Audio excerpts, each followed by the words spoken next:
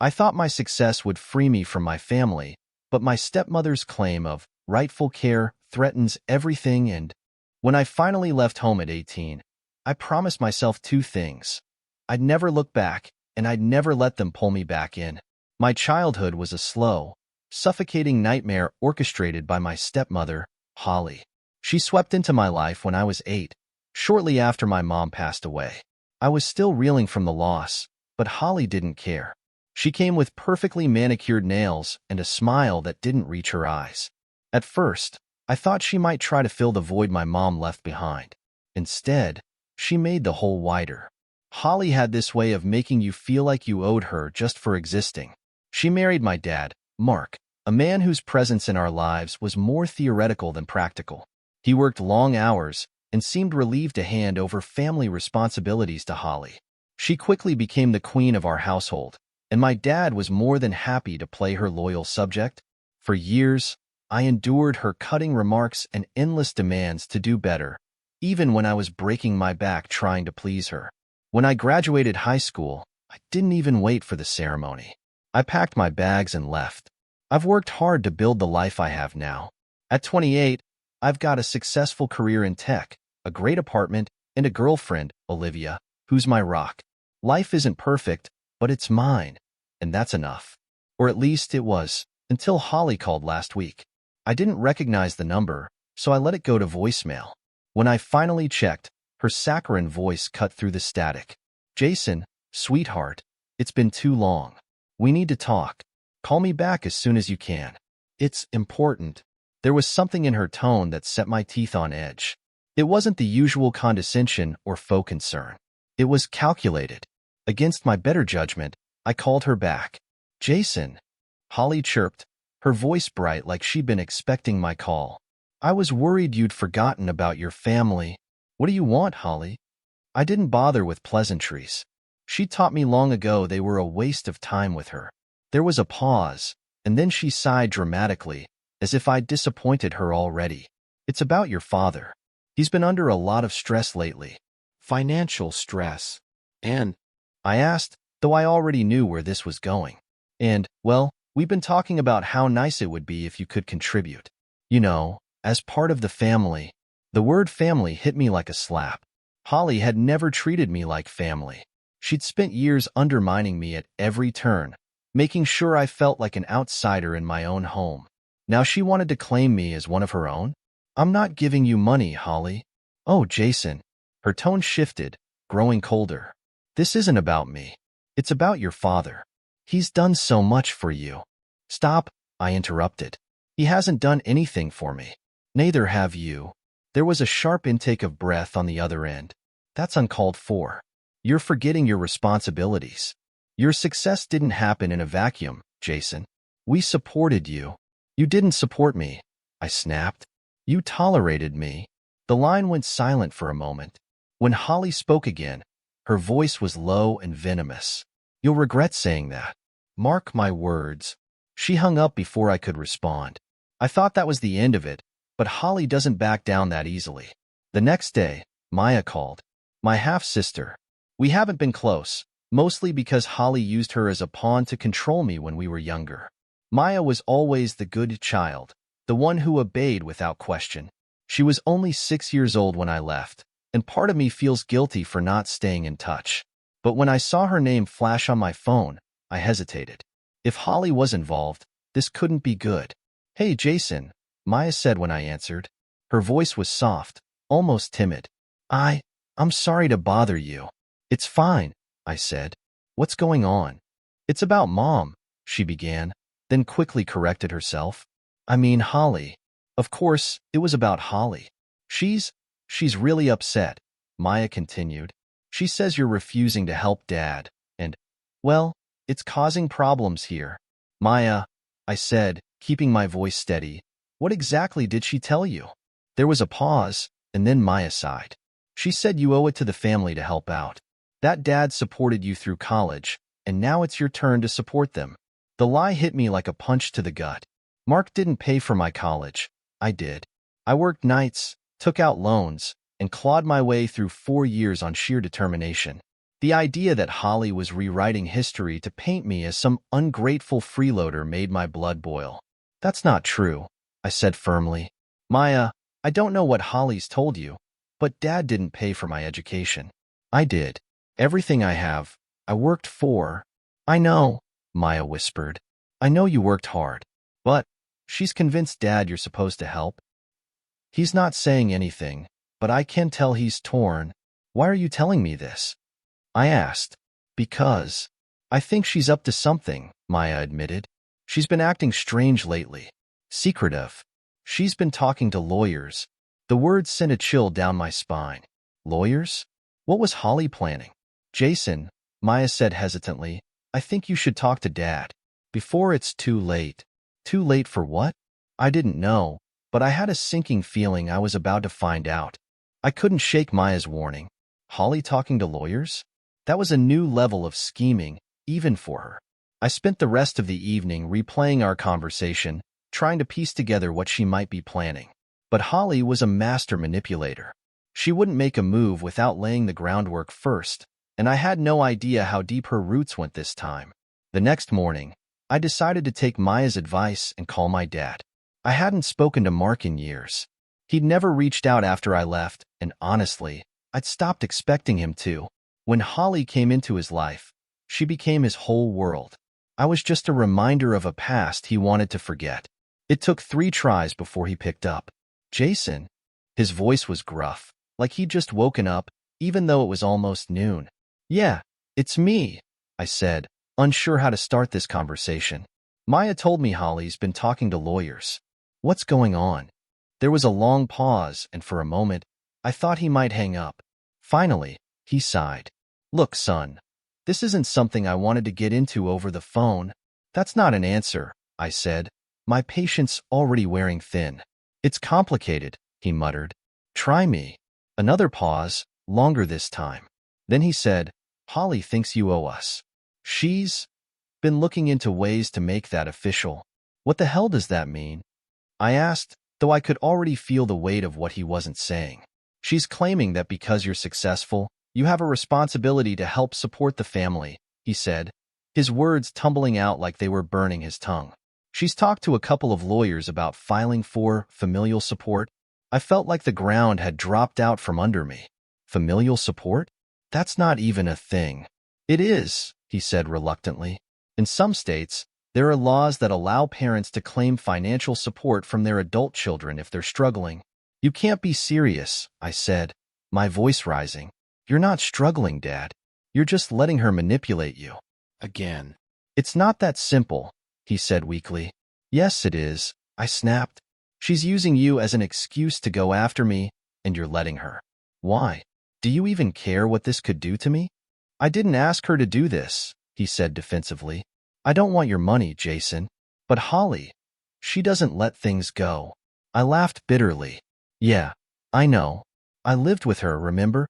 I'm sorry, he said, and for the first time, he actually sounded like he meant it. I don't know how to stop her. You could try saying no, I said, but I knew it was pointless. Mark had never stood up to Holly before, and he wasn't about to start now. After I hung up, I called Maya. She answered on the first ring. Jason, she said, her voice tight with worry. Dad told me what Holly's planning, I said. Do you know if she's actually filed anything yet? I don't think so, Maya said. She's been talking to some lawyer named Carter, but I don't know how far they've gotten. Do you know where she keeps her paperwork? I asked. There was a pause. Why? Because if she's serious about this, I need to know what I'm dealing with. Maya hesitated. Jason, I don't think you should get involved. I'm already involved, I said. She made sure of that. Maya sighed. She keeps most of her stuff in the office downstairs.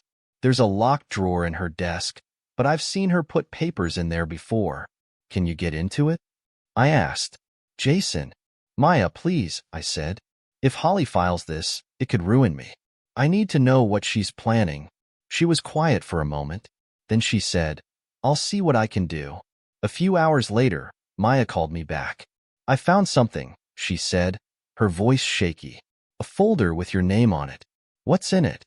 I asked, my heart pounding. There's a lot, she said. Old bills, records from when you were in high school, even some of your college loan paperwork. She's highlighted anything that makes it look like Dad supported you financially. But there's more. Jason, she's been telling people that you promised to take care of us once you made it big. What? I said, the word catching in my throat. That's a lie. I never said anything like that. I know, Maya said.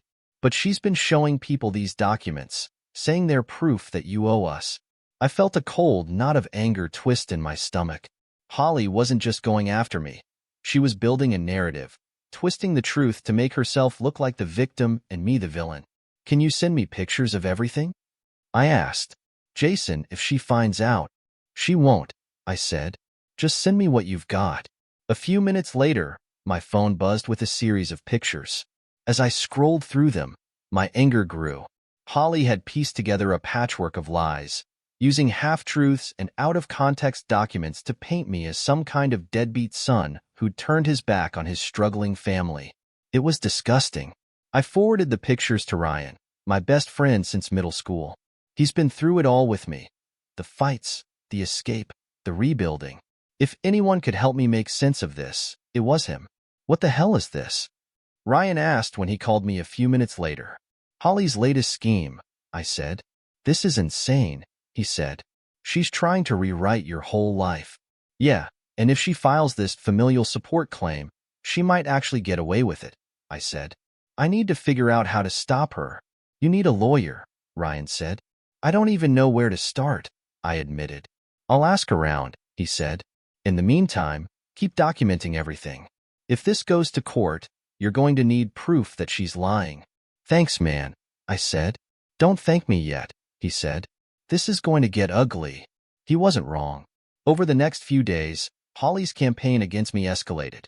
She started calling mutual friends and distant relatives, spinning her story about how I'd abandoned my family and left them to suffer. One of them even called Olivia, asking if she knew how selfish I'd become. Jason, this is getting out of hand, Olivia said after the call. She's making you out to be a monster. I know, I said, running a hand through my hair. I just don't know how to stop her. Maybe it's time to fight fire with fire, she said. If she wants to drag your name through the mud, maybe it's time people knew the truth about her.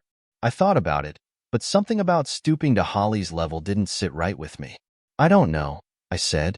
I just want this to be over. It won't be over until you make it over, Olivia said firmly. She was right, of course. Holly wasn't going to stop until she got what she wanted, or until I stopped her. But how do you fight someone who's spent their entire life perfecting the art of manipulation? I didn't have an answer, but I knew one thing for sure. I wasn't going to let her destroy everything I'd worked for. Not without a fight. The next few days were a blur of stress and strategizing. Ryan came through and connected me with a lawyer named Chris, who specialized in family law. When I showed him the pictures Maya had sent, his eyebrows shot up so high they nearly disappeared into his hairline. This is elaborate, Chris said, flipping through the printed copies I'd brought. But it's not airtight. Most of these documents are circumstantial. She's banking on the court buying her narrative. Is that likely? I asked, my stomach churning. It depends, Chris said. If she can prove that your father is financially dependent and that you're able to contribute without hardship, she might have a case. But these documents don't prove dependence. They just suggest it. We can counter that. He paused, his expression turning serious. The bigger problem is the emotional angle. Judges in family court often lean toward reconciliation. If she positions this as a plea for familial support and paints you as the ungrateful child, it could sway the decision. I clenched my fists. She's been telling everyone I promised to take care of them. That's a lie. Do you have any way to prove otherwise? Chris asked. I shouldn't have to prove something I didn't do. I snapped. I know, Chris said gently. But in court, perception often matters as much as the truth. We'll need evidence to discredit her. I nodded, though the thought of digging through my past made my skin crawl. Holly had already twisted so much of it. What if I found out she'd done even more damage than I realized? That evening, I called Maya to thank her for the pictures and see if she could find anything else.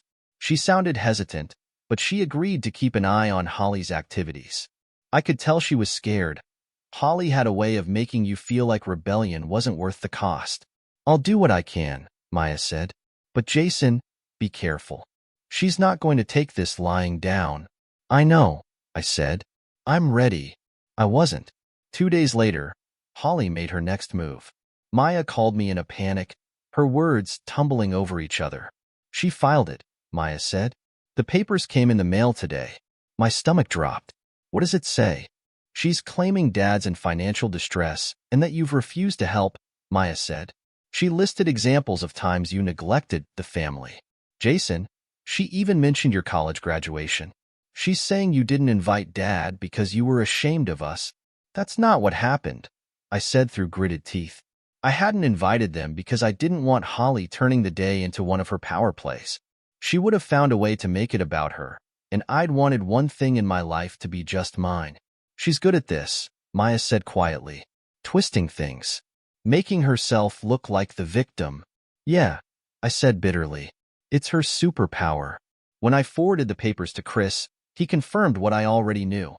Holly had crafted a narrative designed to pull at the court's heartstrings. It was riddled with exaggerations and outright lies, but it was convincing enough to force me into a legal battle. You need to gather everything you can to counter this, Chris said. Records, receipts, anything that proves you've been independent. If we can show that her claims are baseless, we can shut this down before it gains traction. I spent the next week digging through my life, pulling together every scrap of evidence I could find.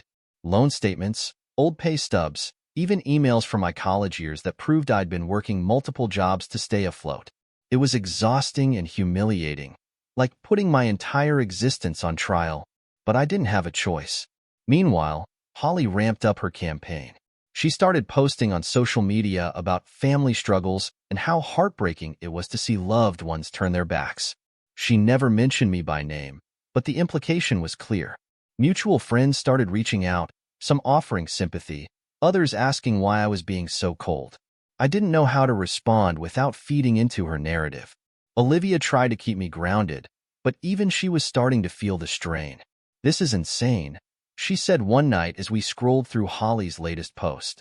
She's turning this into a public spectacle. That's what she does, I said. She thrives on attention. You need to hit back, Olivia said. Show people the truth. But the truth felt like such a fragile thing in the face of Holly's lies.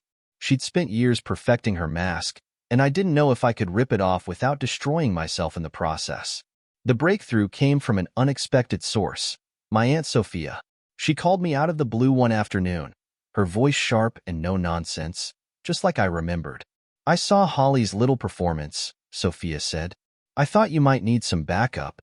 Sophia was my mom's younger sister, and she'd been the only one in our family to challenge Holly after my mom passed away.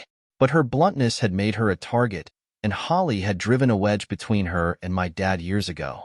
I'm not sure what you can do, I admitted. She's already got the courts involved. That woman's been digging her claws into this family for years, Sophia said.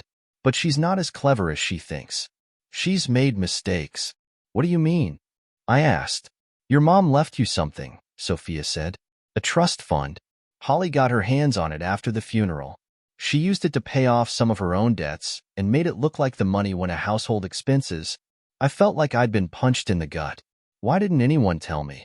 Because she made sure you wouldn't find out, Sophia said. But I kept records. If you want to fight her, this is your smoking gun. My mind raced as I tried to process what Sophia was saying. If Holly had stolen money from my mom's estate, it could completely undermine her claims in court. But it also meant diving deeper into a past I'd spent years trying to escape. I'll send you everything I have, Sophia said. Just promise me you'll use it. I will, I said, though the weight of what I was promising felt like a boulder on my chest. After we hung up, I sat there staring at my phone, the knot in my stomach tightening. Holly had always been manipulative, but this was something else. She'd stolen from my mom, lied to my dad, and now she was trying to destroy me. I didn't know how far she was willing to go, but one thing was clear. I couldn't back down. Not now. Not ever. The files Sophia sent arrived in an old, battered folder, bursting at the seams with documents and handwritten notes. It felt like a time capsule of my family's darkest secrets. sitting at my kitchen table, Olivia by my side. I opened it and began sifting through the papers. It didn't take long to find what Sophia was talking about. There it was, in black and white. A copy of my mom's will, stating that a trust fund had been set up in my name. It wasn't a fortune, but it was enough to cover college expenses and give me a head start in life. But beneath that, there were bank statements showing the trust had been drained within months of my mom's passing. "It's all here," Olivia said, pointing to a highlighted line on one of the statements. "Look, withdrawals for household expenses. That's Holly, isn't it?" "It has to be," I said, my voice tight with anger. My dad wouldn't have touched this. He barely knew it existed. The more I read, the clearer it became. Holly had systematically drained the trust, funneling the money into her own accounts and covering it up by labeling the withdrawals as necessities. She'd used my mom's death as a springboard to enrich herself, and now she was trying to bleed me dry, too. "This changes everything," Olivia said. "You can use this to prove she's not just manipulative, she's a thief." Chris agreed. When I showed him the documents, he immediately saw their potential. "This is big," Chris said. "If we can tie this to her current claims, we can argue that her entire case is based on a pattern of financial abuse. But we'll need more than this to make it stick." "What do you mean?" I asked. "We need corroboration," Chris said. "Someone who can confirm Holly was in control of the trust and that the withdrawals weren't authorized by your father. If we can prove she acted alone, we can blow her case out of the water." That meant going back to Mark, the last person I wanted to see. But if there was even a chance he could help me, I had to try. I drove to my dad's house the next day, my stomach churning with anxiety. Holly was out, thank God, but Maya was there, waiting for me on the porch. "Are you sure about this?" Maya asked as I climbed the steps. "No," I admitted, "but I don't have a choice." She nodded and led me inside. Mark was sitting in his recliner, looking older and more worn down than I remembered. His once thick hair was thinning, and his face was etched with deep lines of stress. For a moment, I almost felt sorry for him. Then I remembered why I was there. "Jason," Mark said, his voice wary. "This is a surprise. I need to talk to you," I said, not bothering with pleasantries. "It's about Mom's trust." Mark's expression darkened. "I don't know anything about that." "Bullshit," I said, my anger flaring. "You were listed as the trustee, but Holly's the one who drained it. Did you know?" Mark shifted uncomfortably. "Holly said it was for the family. She said we needed the money to keep the house." "And you believed her?" I asked, my voice rising. "You let her steal from me, from Mom's legacy, and now she's using you to come after me again." "I didn't know," Mark said weakly. I didn't ask questions." "Of course you didn't," I said bitterly. "You never do." "Jason, stop," Maya said, stepping between us. "Dad, this is serious. Holly's trying to ruin Jason's life.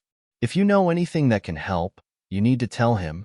Mark looked at Maya, then back at me. For a moment, he seemed to wrestle with himself, and then he sighed heavily. "There's a file," he said, "in the safe upstairs. It has everything about the trust. I didn't read it, but Holly told me to keep it in case we ever needed proof." "Proof of what?" I asked. "That she was managing the money responsibly," Mark said. "She was always worried someone would accuse her of, I don't know, mismanagement." Maya and I exchanged a glance. If Holly had been paranoid enough to keep records, there was a chance we'd find something that could help. Mark gave us the combination to the safe, and Maya led me upstairs. The safe was hidden in the back of a closet, behind a pile of old blankets. It took a few tries to get the combination right, but when the door finally swung open, I felt a surge of vindication. Inside was a thick manila folder labeled Trust Documentation. Back at the kitchen table, we spread out the contents of the folder. It was a treasure trove of incriminating evidence, forged signatures, falsified expense reports, and even a handwritten note from Holly instructing Mark to play along if anyone asked questions. It was everything we needed to prove she'd been stealing from the start. "This is it," I said, my hands shaking as I gathered the documents. "This is how we stop her." Chris was ecstatic when I showed him the new evidence. He immediately began drafting a countersuit, accusing Holly of embezzlement and financial fraud. The court date was set for 2 weeks later, and the closer it got, the more nervous I became. Holly wasn't the type to go down without a fight, and I had no doubt she had more tricks up her sleeve. Sure enough, a few days before the hearing, I got a call from Maya. She sounded frantic. "She knows," Maya said. "Holly knows you're coming after her. She's losing it, Jason. She's threatening to take everything to the press, to make this as ugly as possible." "Let her," I said, though my stomach churned at the thought. "The truth is on my side." "I hope you're right," Maya said, "but you should be careful. She's desperate." Desperate didn't begin to cover it. The night before the hearing, Holly called me. I almost didn't answer, but something told me I needed to hear what she had to say. "Jason," she said, her voice dripping with false sweetness, "I think we've both let this get out of hand." "Cut the crap, Holly," I said. "What do you want?" "I want to settle," she said, "privately. Let's spare the family any more embarrassment." I laughed bitterly. "You mean spare yourself? This doesn't have to get messy," Holly said, her tone hardening. "I'll drop the claim if you agree to a reasonable arrangement." "No," I said firmly. "You're not getting a dime from me. You'll regret this," Holly hissed. "I'll make sure of it." "Do your worst," I said, and hung up. The courtroom was tense, the air heavy with anticipation. Holly was there, dressed in her usual polished perfection, but there was a crack in her facade, a flicker of uncertainty in her eyes. When Chris laid out the evidence, her confidence crumbled. The forged documents, the financial inconsistencies, the theft from my mom's trust. It was all there, laid bare for everyone to see. By the time the judge dismissed her claim and referred her for further investigation, Holly looked like she'd aged 10 years. Mark sat silently beside her, his face a mask of shame. Maya, sitting behind me, squeezed my shoulder in silent support. It wasn't a victory, it was survival.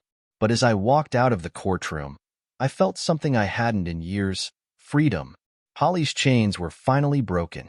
After the courtroom showdown, I expected some kind of relief, a sense of finality that the nightmare was over. But Holly wasn't the type to bow out gracefully, and the days following the hearing felt like walking through a minefield. The judge had dismissed her claim, but the accusations lingered like smoke. My phone buzzed constantly with calls and messages from people who had seen Holly's social media tirades. She didn't mention the court case, probably because admitting defeat wasn't her style, but she continued to play the victim, painting me as the heartless son who had abandoned his family. Some people bought it. Others didn't. The damage, however, was done. A week after the hearing, I got another call from Maya. This time, her voice was calmer, almost hesitant. "She's gone," Maya said. "What do you mean, gone?" I asked, my heart skipping a beat. "Holly packed her things and left," Maya explained.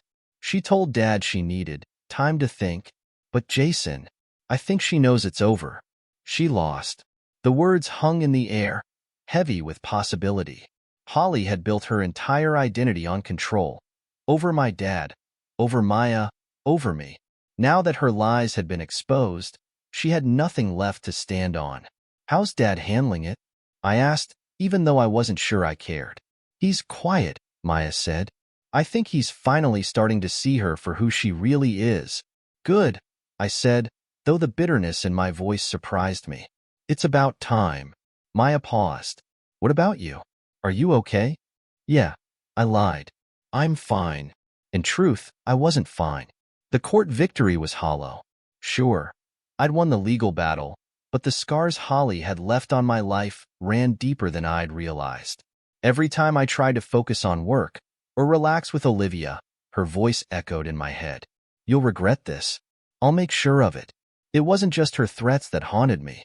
It was the years of manipulation, the lies, the toxic web she'd spun around my family.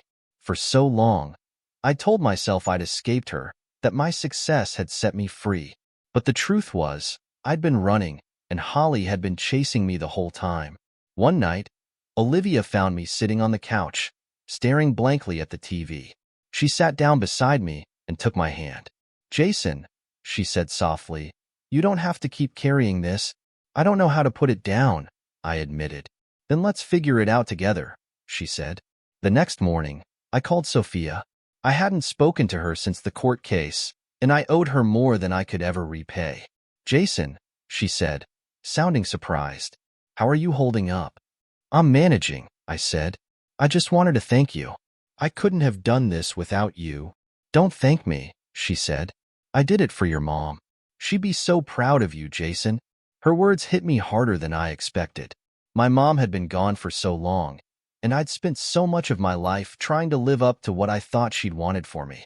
Hearing that she might actually be proud felt like a balm on an old wound. Sophia, I said hesitantly, what do I do now? How do I move on from this? You start by letting go of the anger, she said.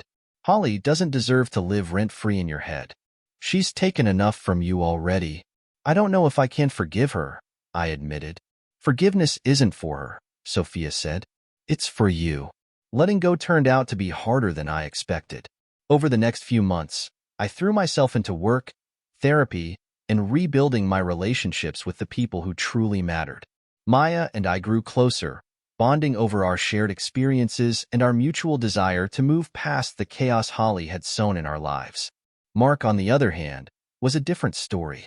He called me a few times, always with the same regret-laden tone, but I couldn't bring myself to meet him halfway. Maybe I would, someday, but not yet. As for Holly, she stayed gone.